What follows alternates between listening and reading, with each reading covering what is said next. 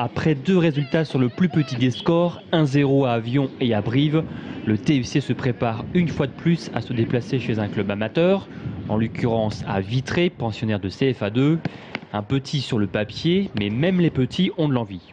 Comme vous dites, on joue contre des petits, entre guillemets, donc leur motivation, elle est immense, donc c'est difficile de produire du jeu, de faire vraiment des matchs parfaits.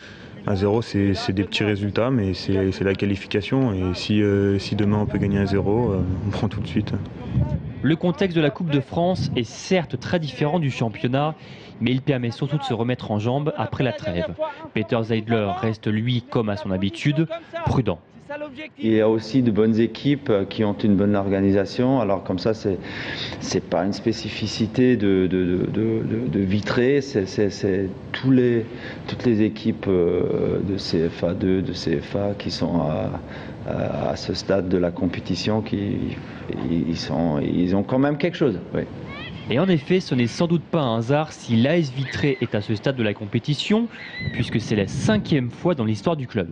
En coupe, on retient le résultat, donc la victoire. Donc c'est vrai qu'on le prépare humblement.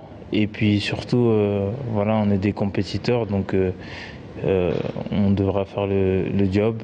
La Coupe de France reste très clairement un des objectifs du club.